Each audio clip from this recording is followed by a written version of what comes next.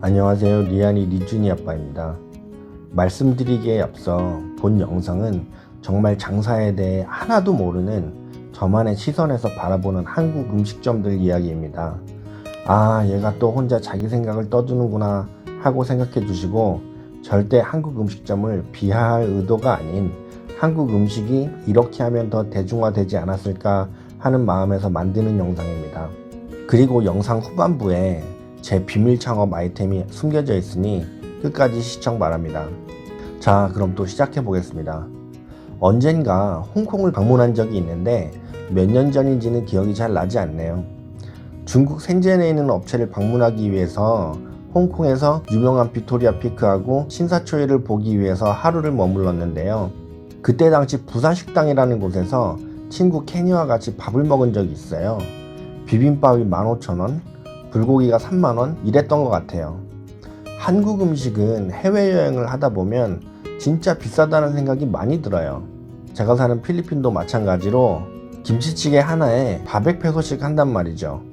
홍콩의 경우 임대료가 비싸서 어쩔 수 없다고 하지만, 아니 필리핀은 왜 이렇게 비싼 거지? 이민 초기에 들었던 생각이죠. 김치찌개 하나에 400페소면 한국 돈 10,000원이잖아요. 한국에서 진짜 유명한 오모가리 묵은지 김치찌개도 7,000원, 8,000원이면 김치찌개 먹고 숭늉도 서비스로 주는데 말이죠. 배추는 중국 배추고 돼지고기는 한국에서 수입한 것이 아닌 필리핀에서 잡은 돼지인데 분명히 재료 원가는 더 낮을 텐데 어떤 부분이 이렇게 김치찌개 가격을 올리게 되었는가에 대해 고민한 적이 있어요. 제 영상을 꾸준히 보시는 분들은 알겠지만 필리핀에서 가게를 렌트할 때는 권리금이 없어요. 보증금도 기껏해야 한 달 렌트 금액의 2배 정도고요. 한 달 렌트비가 100만원이라고 했을 때 200만원만 더 있으면 가게를 구할 수 있다는 말씀이에요. 임대료도 마카티나 보니파치오 정도 되면 음식 가격이 비싸도 이해를 하겠는데 전 촌동네 사는 사람이에요. 즉 렌트비가 상업지구에 비해 저렴한 동네란 말이죠. 1,000만원이면 가게를 얻고 시설을 하는데 무리가 없어요. 혹시라도 식당을 했던 곳이면 돈이 더 절약되겠고 새 물건이 아니라 중고 물건을 사서 쓴다 그러면 그것 또한 방법이겠죠. 태국에 똠얌이 있다면 필리핀엔 시내강이 있고 한국엔 김치찌개가 있잖아요. 필리핀 시내강은 유명 프랜차이즈 맥스에서도 3, 4인분짜리를 400페소에 판단 말이에요. 필리핀에 있는 태국 음식점에 가보면 큼지막한 새우 몇 마리가 들어있는 똠얌꿍이 그것도 400페소예요. 근데 개인이 운영하는 식당에서 돼지고기 김치찌개가 1인분에 400페소? 현지에서 나는 재료를 사용하는데 비싸도 너무 비싸죠. 현지인들이 먹기에 자신들의 음식보다 월등히 맛있는 것도 아니고 말이죠. 생선구이도 마찬가지예요. 옥돔구이로 예를 들면 필리핀 현지 식당에서 한국에 옥돔을 가져다가 구워주는 가게는 없어요. 비수고라고 옥돔하고 비슷하게 생긴 생선을 쓰죠. 재래시장을 가보면 이 비수고를 말려서도 팔고 생물로도 파는데 말린 건 키로당 400페소, 생물은 키로당 300페소 정도면 산단 말이에요. 진짜 옥돔도 아니고 비수고를 600페소에, 그것도 한 마리도 아니고 반마리를요. 이 역시도 진짜 흔한 생선인데 한국 식당에서 팔면 가격이 껑충 뛰어요. 치킨의 경우는요, 세계적으로 유명한 프랜차이즈인 맥도날드와 KFC 치킨 보면 8조각 기준으로 499페소 정도예요. 근데 한국의 통닭집에서 팔면 프라이드 치킨은 700페소, 양념치킨은 750페소죠. 한국에 비해 생닭의 가격이 더 싼데도 이렇더라고요. 지금 한국의 프라이드 치킨 얼마인지 잘 모르겠는데 필리핀에 있는 한국 치킨집 너무 비싸요.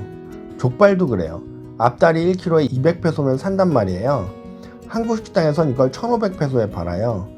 족발도 잘 삶으면 쫀득쫀득하고 진짜 맛있어서 대중화가 충분히 될 수 있는 음식인데도 불구하고 가격대가 너무 높아요. 코로나 때문에 한국 분들이 많이 빠져나가셔서 예전만큼 매출이 안 나오잖아요. 그래도 저 가격을 유지할 수 있는 건 남아있는 교민분들이 사드시기 때문이 아닐까 생각해요. 한국에서도 저 정도였고 여기는 해외니까 비싼 걸 당연하게 받아들이시는 것 같더라고요.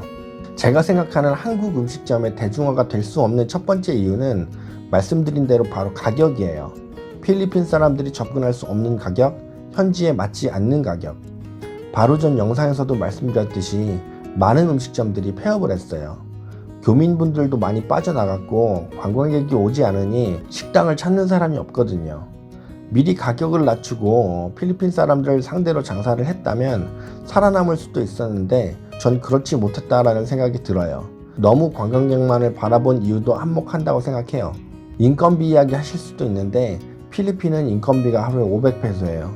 식당에서 모든 음식을 그램수대로 포장해 놓고 해동하여 조리 후 나가는 경우가 보통이고요.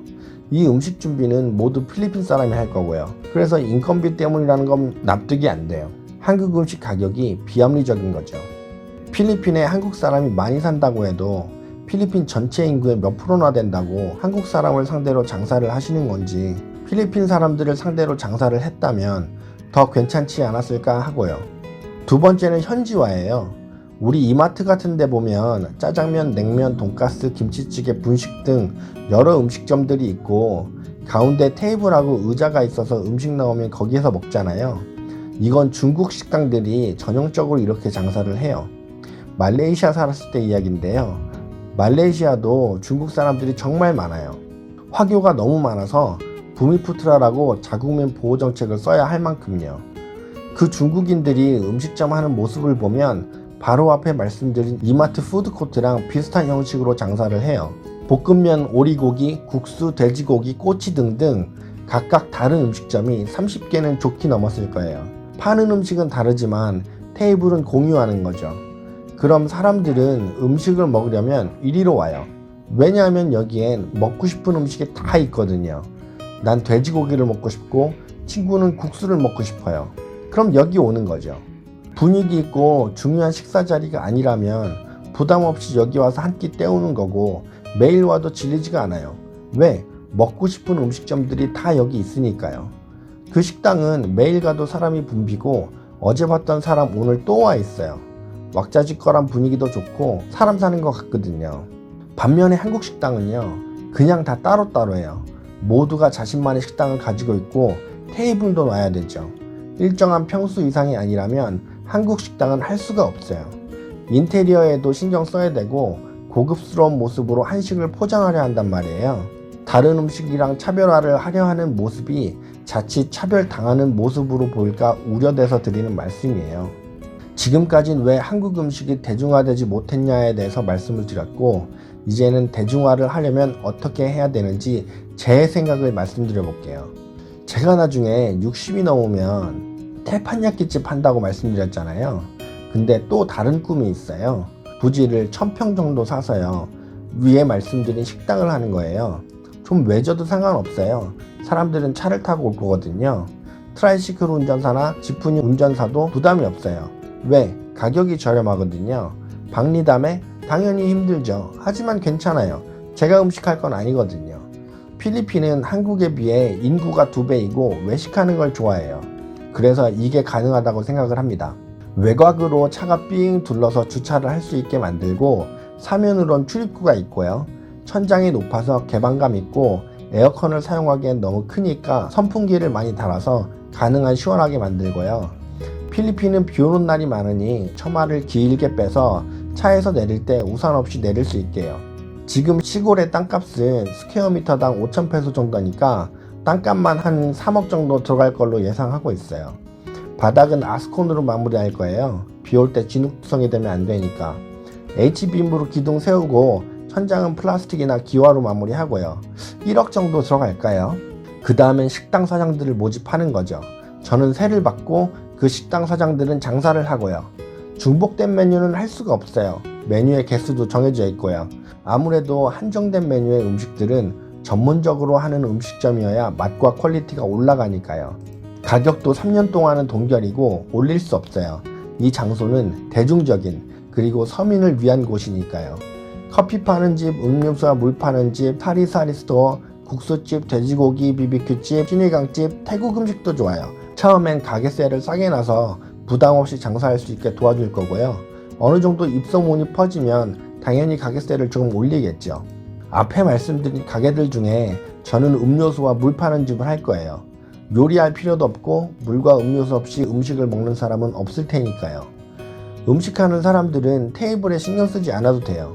테이블 치우는 사람 따로 있고 설거지하는 사람도 따로 둘 거예요. 각 식당에선 설거지가 된 접시 가져다 쓰니까 요리에만 집중할 수 있잖아요. 앞에 말씀드린 대로 메뉴도 많고 주차도 용이하고 매일 와도 질리지 않고요. 각 요리를 전문으로 하는 식당이라 맛도 있고 가격도 싸고요. 어떠신가요? 테판야끼집보다 좀 더 나은 아이디어 같으세요? 그리고 전 여기에 한식당도 꼭 넣을 거예요. 불고기라던가 비빔밥이라던가 김치찌개라던가 이런 걸 꼭 팔아서 한국 음식도 충분히 맛있고 경쟁력 있는 가격에 다른 현지 음식들하고 같이 싸워보려고요. 오늘 영상은 어떻게 보셨나요? 세계 어디를 가든 피자를 안 파는 곳은 없어요. 근데 한식당은 아니죠. 어느 곳이든 한식당에 있는 꿈을 꾸며 하루 종일 침대에 누워 나이 먹으면 뭘 해야 되나 생각하는 필리핀에 있는 외국인 노동자였습니다. 끝까지 시청해주신 분들 진심으로 감사드립니다. 다음엔 더 좋은 영상으로 뵐게요.